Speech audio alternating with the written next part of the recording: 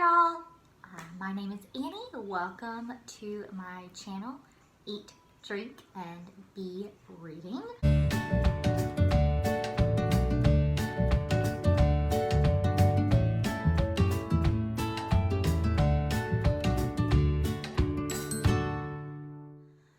Today I'm going to be doing my first ever Booktube TBR. I think it's my May TBR. I am filming this on May 1st.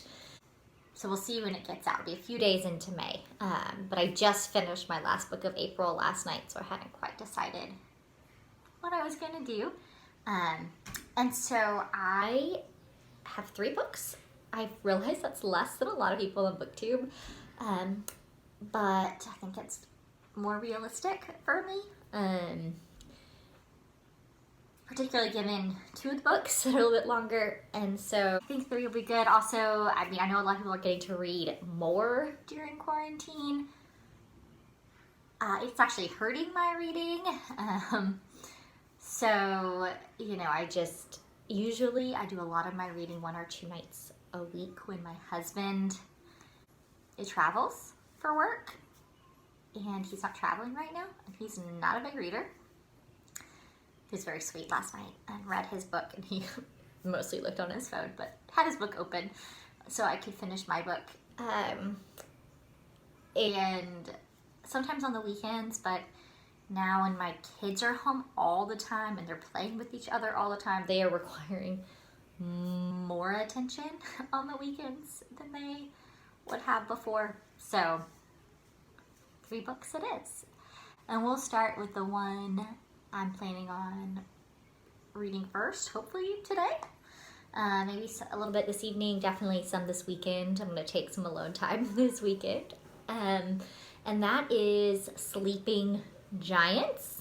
I'll put a picture up here because it's on my Kindle. Sleeping Giants, I don't fully understand it, but it is the story of this little girl who falls through the earth. She's like riding her bike, I think, and falls through the earth and wakes up in the bottom of this hole. It has like inscriptions on the wall, like glowing inscriptions, I think. But she wakes up in the palm of a metal hand. And when she grows up, she becomes a physicist, and she, I think, is like the head person studying this metal hand. Maybe they found a few more throughout the earth by then. I'm not sure. So it's her story and the story of figuring out what these things are, why they're here, what does it mean.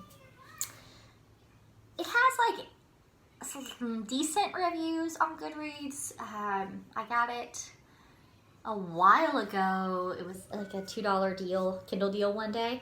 But I chose it for this month right now, actually not because of that book, but because of the next book I'm going to read, which is Sense and Sensibility. And the reason I chose Sleeping Giants to read first is because I'm actually hoping to do somewhat of a buddy read with a friend. Never done a buddy read before. We'll see how it goes. She just started reading again, hadn't read a novel since middle school. During quarantine, she read Pride and Prejudice a couple weeks ago and loved it, and so I purchased both her and I this book. But she still has a decent amount of the book she's currently reading left to read. And so I wanted to pick up something that seemed a little shorter and quicker, which is before I picked up this one, so we wouldn't be too far apart of when we started the book. So yeah, Sleeping Giants first, and then Sense and Sensibility by Jane Austen. This is the story, as far as I understand it, of 2 sisters, one who has a lot of sense, one who has a lot of sensibility, and maybe they generally don't have much of the other. And it's the story of them navigating love and loss and happiness. I love Pride and Prejudice. It's been a long time since I've read it. I just recently read Little Women and loved it. I have 3. There's 2 sisters in here. I have 3 girls.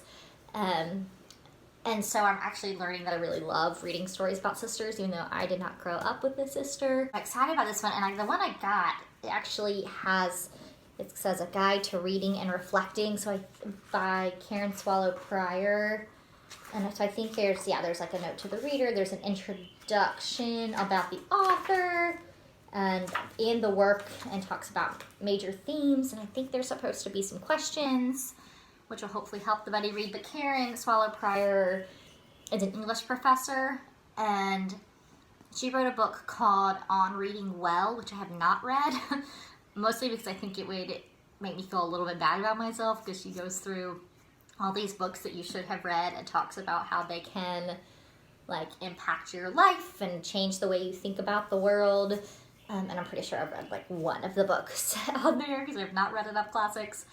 But if I like what she says in here, maybe I'll pick that one up too. But I thought that that would be a really great addition to reading this. Maybe help me gain even more from this classic. And it's Jane Austen. She feels kind of like spring to me, and it's May and it's beautiful, so I'm hoping to get some time outside to read this book.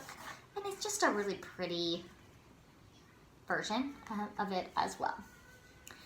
And then lastly, if I get through those two, which I hope I do, I'm gonna read also, this one's also on my Kindle, The Omnivore's Dilemma. Put the picture somewhere up here. The Omnivore's Dilemma, A Natural History of Four Meals by Michael Polan. Michael Polan wrote In Defense of Food. I have not read it, but I think that's like one of his more well-known books. I read the first chapter or two of this. It's been at least a year and a half, maybe 2 years since I read the first chapter or so, and I liked it a lot. I think, you know what I think happened? I got into audiobooks. I was reading that while on the treadmill, and I got into audiobooks, and so I put that one down and was listening to audiobooks instead.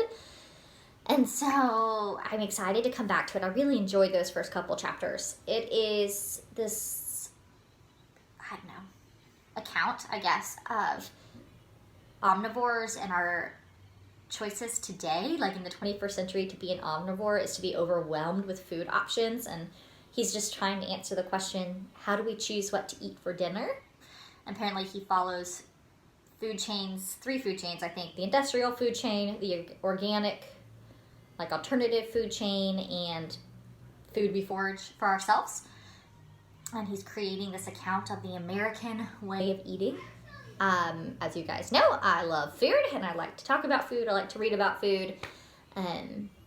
So I think I'm going to really enjoy that one. Yeah, so it doesn't look like much. But 3 is the hope, and maybe you guys can hold me accountable. Maybe I'll be more likely to finish them, thanks to Booktube.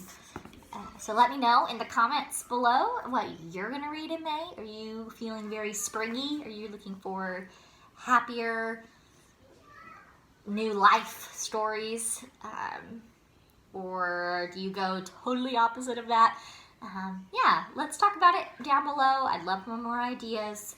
Subscribe, hit the bell for notifications. I thank you so much for watching. Bye, guys.